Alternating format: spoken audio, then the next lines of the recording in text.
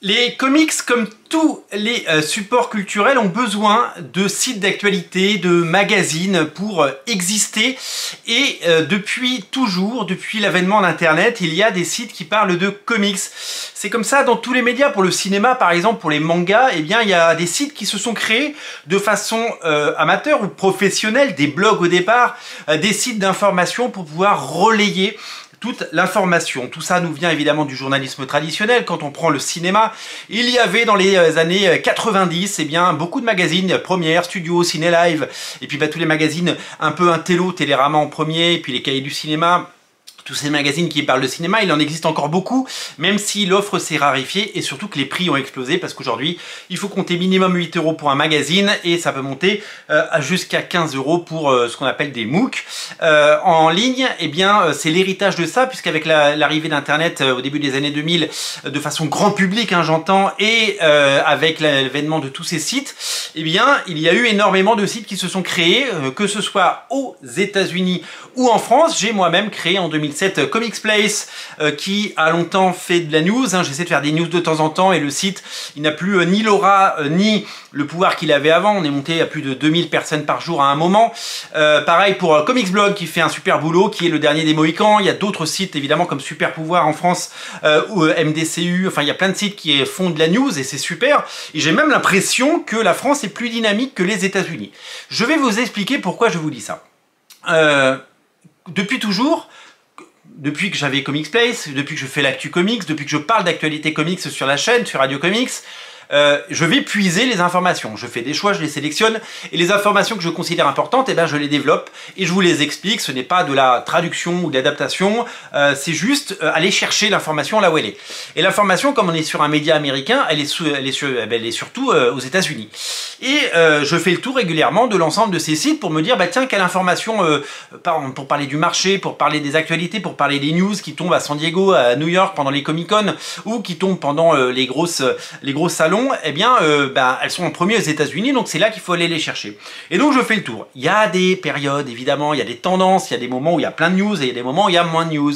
Et donc du coup, on cherche un peu, on glane, et quand on voit un sujet susceptible de vous intéresser, eh ben, j'en fais une vidéo et j'en fais une actu comics. Et je suis allé faire ces derniers jours le tour de tous ces sites à la recherche d'une grosse info. Il y a eu des grosses infos qui ont été annoncées, vous le savez. Batman Silence 2 en est une, Ultimate Wolverine en est une autre, il y a des news sur les nouveaux comics qui sortent, sur les événements, sur les succès, sur les grosses ventes.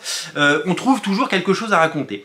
Et donc j'ai fait le tour des sites et je me suis rendu compte de quelque chose qui eh bien, est un véritable marqueur de notre époque. Au début des années 2000 jusqu'aux années 2010 on va dire, des sites américains sont nés. On parle vraiment des sites américains. Ces sites sont devenus des sites de référence et ces sites eh bien, on grandit. Alors, avoir un modèle économique dans un marché de niche, parce qu'aux États-Unis aussi c'est un marché de niche, la bande dessinée et le comics, avoir ça, eh bien, c'est véritablement compliqué parce que il faut pouvoir vendre suffisamment de publicité pour pouvoir payer une rédaction, payer des gens. J'ai fait le tour des gros sites pour voir s'il y avait des news et je me suis rendu compte d'un truc. Soit ils ont disparu, soit ils sont en passe de l'être, soit ils ont été absorbés, soit ils ont changé leur façon de parler. On va aller voir le numéro 1, Bleeding Cool. Bleeding Cool, c'est le site de référence parce que il y a énormément de news avant tout le monde, il arrive à avoir des scoops. Et il y a un petit côté putaclic sur ce site qui fait plaisir évidemment. Bleeding Cool, tout le monde y va et tout le monde se sert allègrement sur les news. Avant c'était un site 100% comics, ça a été racheté par Avatar Press qui ne publie rien d'ailleurs. Et aujourd'hui, quand on y va, les news comics sont totalement noyés dans les news sur le catch, sur Pokémon, sur l'industrie du cinéma. Et en fait, même s'il y a un onglet comics, il faut filtrer par l'onglet comics pour arriver à des news intéressantes et qui pourraient nous intéresser. Donc en fait, Bleeding Cool, c'est pas nouveau, est devenu un site généraliste de culture populaire et de médias. Newsarama, qui était un site de référence, qu'est-ce que j'ai pu y aller sur Newsarama pendant toutes ces années? Eh ben, le newsarama.com, si vous le tapez, vous tombez sur le site. Mais il a été racheté par un site de jeux vidéo qui s'appelle, en tout cas, il faisait partie du même groupe et ils l'ont fusionné. Et en fait, c'est un sous-label de Games Radar. Voilà, donc il y a des news comics, il y en a encore, mais il n'y en a plus tant que ça. Et ce n'est plus, il ne pouvait plus exister tout seul. Il est obligé de s'être associé.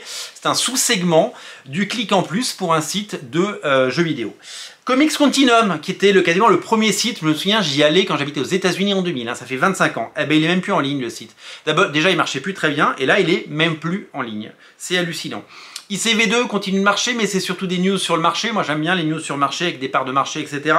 Et CBR, Comic Book Resources, qui, pareil, au début des années 2000, était un site qui marchait bien. Et bien, ce site, il est aujourd'hui, il n'y a que des news sur Deadpool Wolverine, sur le cinéma et des news sur les comics. On en voit très très peu. Il y a d'autres sites qui ont pris le relais. Un site qui est très dynamique, qui a des scoops et qui marche bien, c'est aipt.com. Il marche plutôt pas mal. Mais donc il prend un peu le relais de tous ceux qui ont un peu abandonné. Pourquoi ils ont abandonné? Parce qu'il n'y a pas de modèle économique, parce qu'on ne gagne pas d'argent, parce que c'est impossible de facturer assez de publicité ou de partenariat ou de liens hypertexte vers des sites internet payants qui vous reversent des misérables commissions pour pouvoir vendre des bouquins chez eux. Le modèle économique est compliqué, les gens se sont fatigués, il n'y a pas de renouveau et ces sites ont finalement fini par disparaître et ils ont fini par s'évaporer, perdre leur essence, soit être absorbés par des autres parce qu'ils ne peuvent pas exister en tant que tels. Économiquement, ils ne peuvent pas être juste un site de comics, ils ont besoin de parler de jeux vidéo, de Pokémon, de catch, de MMA, de tout ce que vous voulez, de tout ce qui fait la culture populaire aujourd'hui, et notamment les mangas. Et donc c'est triste de voir que tous ces sites n'existent plus, ou sont en passe de ne plus exister, ou ne remplissent pas leur fonction première. Moi, les news comics, on les trouvera toujours, puisque les éditeurs communiquent, parce que on sera toujours là pour les relayer dans l'actu comics, mais c'est triste de voir que le monde a changé, mais tout comme la presse a disparu, et la presse comics, hein, je vous rappelle qu'il y avait Wizard aux États-Unis, en France on avait Comic Box, on a même eu Wizard en France, et les deux sont téléscopés, et du coup on avait deux magazines, on n'en a plus. Comic Box a essayé de revenir, mais c'est compliqué. En France on a la chance d'avoir des sites dynamiques, je vous les ai cités tout à l'heure avec Comics Blog en tête. Ça fait plaisir parce que c'est quelque chose de durable et c'est quelque chose qui nous permet d'avoir des news, et je vais le puiser aussi sur Comics Blog, ils font un super boulot, et il y a des news que je reprends chez eux et que je cite dans ces vidéos bien entendu.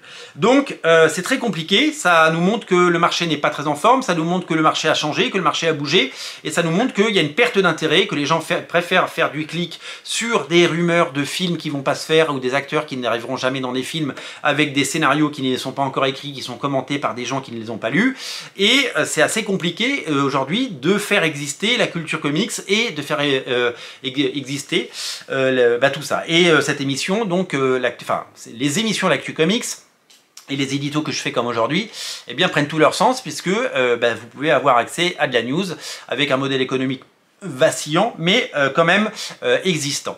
On remarque aussi un fait, et je terminerai avec ça, que quand aujourd'hui les boîtes de comics ont une news à faire, eh ben ils vont souvent dans la grosse presse, ils vont voir Hollywood Reporter, ils vont voir Variety, ils vont voir ces sites qui continuent de très bien marcher parce qu'ils parlent de cinéma. Le cinéma, ça touche beaucoup de personnes, et on arrive à avoir des scoops sur les nouveautés de Mark Millar, sur les nouveautés Marvel, sur les nouveautés DC Comics, non pas sur les sites d'actualité comics. Ce n'est plus les sites qui ont ces scoops, ce sont les sites de cinéma et les sites qui touchent un grand public, et les sites susceptibles de pouvoir susciter un intérêt et ramener des gens devant dans leur boutique de comics et dépenser quelques euros pour pouvoir s'acheter, quelques dollars pour s'acheter des comics. Donc la tendance, c'est que les sites d'autrefois soit ont été fondus dans la masse dans d'autres sites plus généralistes, soit ont totalement disparu, soit sont en passe de l'être, et que les grosses news sont surtout annoncées par des médias beaucoup plus puissants, parce que ça a un effet beaucoup plus étonnant, ce qui a contribué à détruire les sites qu'on aimait bien et qu'on aimait bien aller voir. En France, on continue l'actu comics, vous pouvez aller voir Comics Blog, évidemment tous les jours, le site et leurs réseaux sociaux, il y a First Print bien entendu, et tous les sites que j'ai cités tout à l'heure.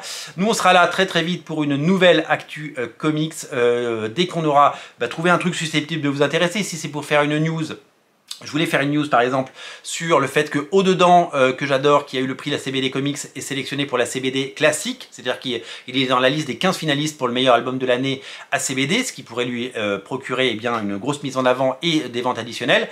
Mais le problème, c'est que si je fais une news comme ça, juste une news comme ça, elle sera vue par 300 ou 400 personnes, malheureusement, alors que le titre est formidable, et que il faut parler de Batman, des Ultimates et des Omnibus pour pouvoir espérer un petit peu d'intérêt de la part des gens, des clics, et et évidemment de vous. Donc c'est pour ça qu'on fait des informations et des actus sur des choses qui vous intéressent, parce que sinon c'est beaucoup de temps passé, beaucoup de temps perdu, même si on continue à soutenir évidemment les indépendants et les titres qui nous plaisent et les coups de cœur et tout ce qu'on aime. Quand c'est Comics Initiative qui fait des bons comics, quand il y a des bons comics chez les indés, on est là pour en parler. Merci à vous, je vous dis à très bientôt pour un nouvel édito. Salut!